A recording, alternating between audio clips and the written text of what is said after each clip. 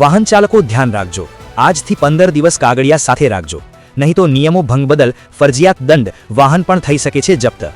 ગુજરાત પર ફરી ઘેરાયા માવઠાના વાદળો, 5 સિસ્ટમ સક્રિય થતા ગુજરાતમાં ગાજવીજ સાથે વરસાદની શક્યતા। 3 માર્ચે લાગશે ચંદ્રગ્રહણ, ગુજરાત પર થઈ શકે છે ભયાનક અસર। વિદ્યાર્થીઓ માટે ખુશખબર, બોર્ડની પરીક્ષા દરમિયાન સિટી બસમાં મળશે ફ્રી મુસાફરી। બજારમાં પેટ્રોલ નહીં, હવે તેલ સસ્તું। 31 મેથી ખાવાના તેલના ભાવમાં ઘટાડો। મહુવા યાર્ડમાં ખેડૂતોએ ઉઠાવ્યો મુદ્દો, ડુંગળીના બારદાન મુદ્દે વિવાદ। મહુવા યાર્ડમાં લાલ ડુંગળીની હરાજી 2 માર્ચથી અનિશ્ચિત સમય સુધી બંધ। નમસ્કાર મિત્રો, આપ જોઈ રહ્યા છો ન્યૂઝ ભવન। દેશ પ્રદેશ શહેર ગામડાઓથી લઈ નાના મોટા તમામ તાજા સમાચાર એક જ વિડીયોમાં। તો ચાલો શરૂ કરીએ આજના તાજા સમાચાર। વાહન લઈને આજથી ઘરની બહાર નીકળતા પહેલા સાવધાન, આજથી 15 દિવસ કાગળિયા સાથે રાખજો। જો આજથી તમે હેલ્મેટ વિના, નંબર પ્લેટ વિનાની ગાડી, કાળા કાચવાળી ગાડી અથવા રોંગ સાઈડમાં વાડન ચલાવતા હોય તો પોલીસ તમારી સામે કાર્યવાહી કરશે, કારણ કે 26 ફેબ્રુઆરીથી 10 માર્ચ સુધી રાજ્યમાં માર્ગ અકસ્માત ઘટાડવા માટે ખાસ ટ્રાફિક ડ્રાઈવનું આયોજન કરવા માટે રાજ્ય પોલીસ વડા KLN રાવ દ્વારા તમામ પોલીસ કમિશનરો અને જિલ્લા પોલીસ વડાને સૂચના આપવામાં આવી છે, જેથી આજથી ટ્રાફિક પોલીસ અને સ્થાનિક પોલીસની ટીમો રોડ ઉપર ઉતરી ટ્રાફિકના નિયમોના ભંગ કરનારા વાહન ચાલકો સામે કાર્યવાહી કરશે અને દંડ આપશે, જેથી તમે પણ આજથી ઘર બહાર નીકળો તો ધ્યાન રાખજો। ગુજરાતમાં 5 સિસ્ટમ સક્રિય થતા ગાજવીજ સાથે વરસાદની શક્યતા। ગુજરાતમાં છેલ્લા કેટલાક દિવસોથી વાતાવરણમાં પલટો જોવા મળી રહ્યો છે અને હવામાન વિભાગે સૌરાષ્ટ્ર તથા ઉત્તર તથા દક્ષિણ ગુજરાતમાં હળવા વરસાદની આગાહી કરી છે।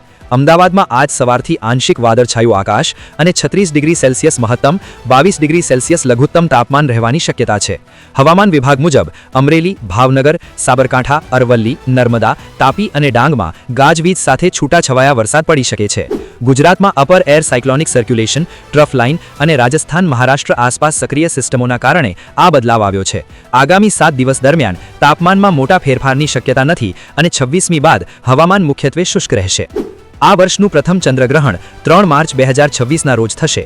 આ પૂર્ણ ચંદ્રગ્રહણ હશે અને તે હોલિકા દહનના દિવસે ફાલ્ગુન પૂર્ણિમાના દિવસે થશે। ગ્રહણનો સમય, ગ્રહણ બપોરે 3:20 વાગે શરૂ થશે અને સાંજે 6:46 વાગે સમાપ્ત થશે। ગ્રહણનો કુલ સમયગાળો 3 કલાક અને 37 મિનિટનો રહેશે। સૂતકકાળ, ગ્રહણનો સૂતકકાળ 9 કલાક પહેલા શરૂ થઈ જશે।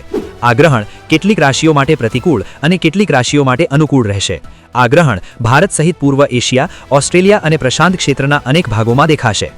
વિદ્યાર્થીઓ માટે સારા સમાચાર, બોર્ડની પરીક્ષા દરમિયાન સિટી બસમાં મળશે ફ્રી મુસાફરી। શહેરની તમામ ઇલેક્ટ્રિક સિટી બસોમાં વિદ્યાર્થીઓ હોલ ટિકિટ દેખાડી વિનામૂલ્યે મુસાફરી કરી શકશે। ગુજરાત માધ્યમિક અને ઉચ્ચતર માધ્યમિક શિક્ષણ બોર્ડ દ્વારા આવતીકાલથી 18 માર્ચ દરમિયાન લેવાનારી ધોરણ 10 અને 12ની પરીક્ષાઓને ધ્યાનમાં રાખીને ભાવનગર મહાનગરપાલિકાએ વિદ્યાર્થીઓ માટે પરીક્ષા કેન્દ્રો સુધી પહોંચી શકે તે માટે શહેરની તમામ ઇલેક્ટ્રિક સિટી બસોમાં વિદ્યાર્થીઓ હોલ ટિકિટ દેખાડી વિનામૂલ્યે મુસાફરી કરી શકશે। આ નિર્ણય માત્ર ભાવનગર જિલ્લા માટે છે। બજારમાં પેટ્રોલ નહીં, હવે તેલ સસ્તું। 31 મે 2026થી ખાવાના તેલના ભાવમાં સરકાર તરફથી મોટી રાહત આપવામાં આવી શકે છે। આ પગલાંથી ઘરોના રસોડામાં ભોજન બનાવવાનું ખર્ચ ઘણું ઘટી શકે છે। માહિતી અનુસાર સરકાર અને બજાર મિકેનિઝમ બંનેએ મળીને ઓઇલ સપ્લાય ચેઇનમાં સ્થિરતા લાવવાનો પ્રયાસ કર્યો છે। પરિણામે ખાવાના તેલની કિંમતોમાં નોંધપાત્ર ઘટાડો જોવા મળે તેવો અનુમાન છે।